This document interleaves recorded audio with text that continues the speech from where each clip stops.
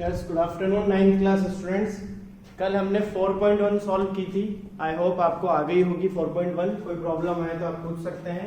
आज 4.2 का first question जो बोल रहा है which one of the following option is true and why. आपका फर्स्ट क्वेश्चन कह रहा है कि इनमें से कौन सा ऑप्शन सही है और क्यों सही है।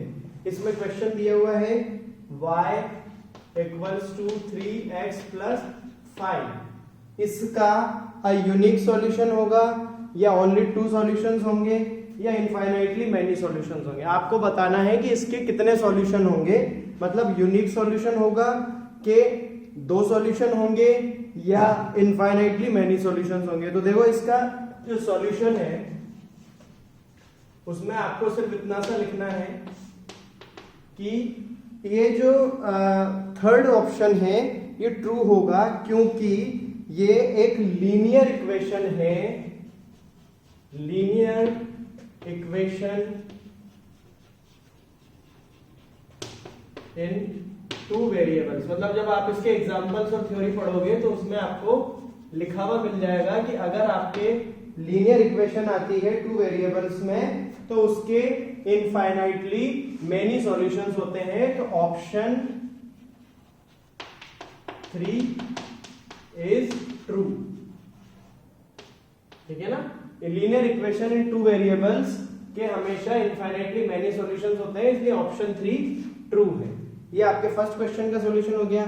Second question, right 4 solutions for each of the following equations. अब देखो इस सेकंड क्वेश्चन को किस तरह से सॉल्व करना है।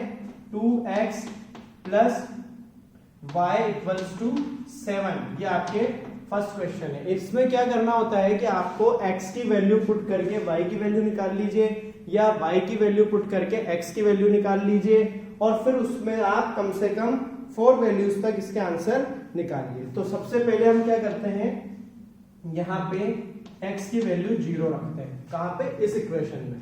तो 2 multiply 0 plus y equals to 7 और आपका आंसर आ गया y इक्वल्स टू 7। कैसे आया आंसर y इक्वल्स टू 7? 2 को 0 से मल्टीप्लाई किया तो 0, तो यहाँ पे बच गया y इक्वल्स टू 7। तो आपके आंसर आ गया पहला तो 0 और 7, यानी कि x की वैल्यू 0 और y की वैल्यू 7। फिर अपन ने x इक्वल्स टू 1 रखा। x इक्वल्स टू 1 किस में रखा? इसमें। तो 2 मल्टीप्लाई 1, x की जगह पे क्या रख दिया? 1 प्लस y इक्वल्स टू 7। 2 1 जा 2, तो 2 प्लस y इक्वल्स टू 7 और y इक्वल्स टू 7 माइनस 2, क्योंकि आपको ट्रांसफर करना पड़ेगा। 2 उस तरफ जाएगा तो माइनस का हो जाएगा, तो इससे आपका y इक्वल्स टू आ जाएगा 5। यानी कि एक सॉल्यूशन तो हो गया आपका 0 7, एक सॉल्यूशन हो गया आपका 1 और 5। ठीक है, ये एक सॉल्यूशन, ये एक सॉल्यूशन। फिर उसके बाद आप x इक्वल्स टू 2 रखोगे। अब x इक्वल्स टू 2 कहां रखना है? इसी में रखना है। तो x इक्वल्स टू 2 रखा तो आपके 2 मल्टीप्लाई x की जगह पे 2 plus y equals to 7। Solve किया तो 2 2 जा 4, 4 प्लस y इक्वल्स टू 7 और y को इधर रख लिया और 7 के साथ माइनस का 4 ट्रांसफर कर दिया, तो 7 माइनस 4, तो y इक्वल्स टू 3। ठीक है, तो x इक्वल्स टू क्या रखा? 2 और y इक्वल्स टू क्या है? 3। तो एक वैल्यू हो गई आपकी 2 और 3। कितनी वैल्यूज निकल गई? 3। अब एक वैल्यू आपको और निकालनी है तो उसके लिए हम और इधर जगह कर देते हैं, x की वैल्यू रख देंगे हम 3। जब आप x की वैल्यू 3 रखेंगे तो रखना तो इसी में है। 2 multiply 3 plus y equals to 7।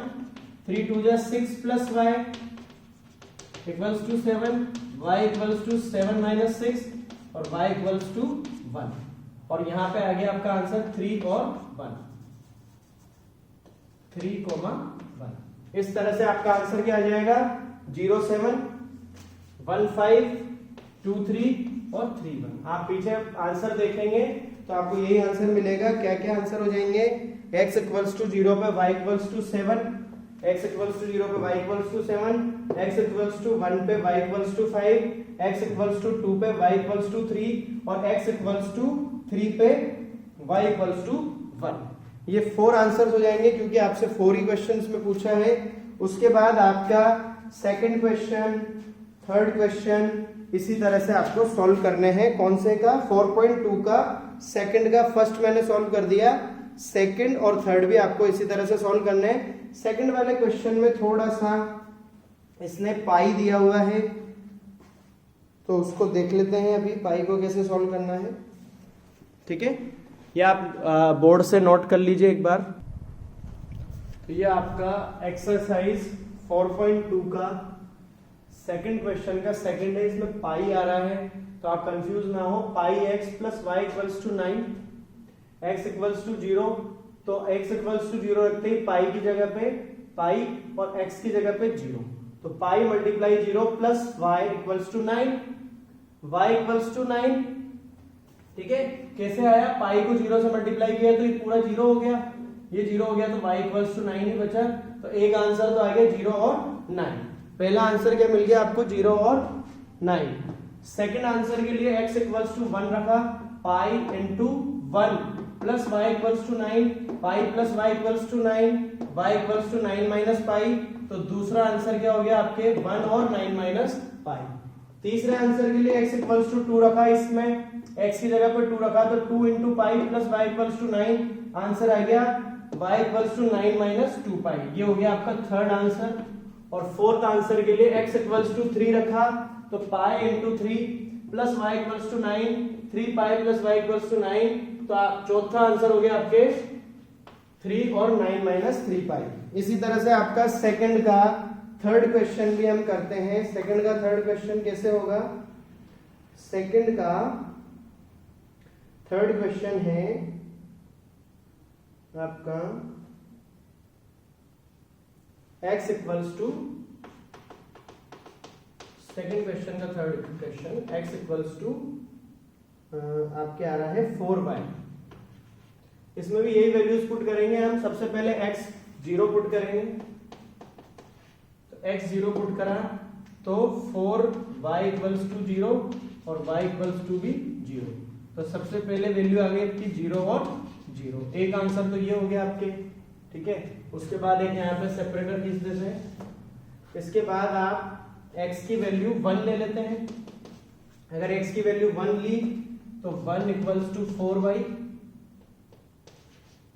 और y इक्वल्स टू 1/4। तो 1 और 1/4 एक वैल्यू आपकी ये आ गई। बस वैल्यूज पुट करते जाओ और आंसर निकालते जाओ। इसके बाद आपने x की वैल्यू 2 पुट करी, x की वैल्यू 2 पुट करने पर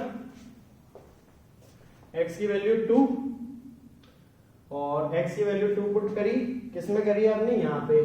तो 2 इक्वल्स टू 4y। ठीक है, और y इक्वल्स टू 2/4। तो y आ गया आपका 1/2, 2 2 जा 4। इस तरह से y आ गया आपके 1/2 किस पे? 2 पे। तो 2 और 1/2 भी आपका आंसर हो गया। और उसके बाद y की यानी कि x की वैल्यू आप रख दीजिए 3। जब x की वैल्यू 3 पुट करिए आपने तो x की वैल्यू 3 करने पर यहाँ पे लिखोगे आप 3 इक्वल्स टू 4y और y इक्वल्स टू 3/4। तो ये आपके 3 और 3/4 ये आपके 4 आंसर हो गए, 1 2 3 और 4। इस तरह से आपको ये एक्सरसाइज आगे सॉल्व करनी है। तो आज के लिए काफी है इतना। आप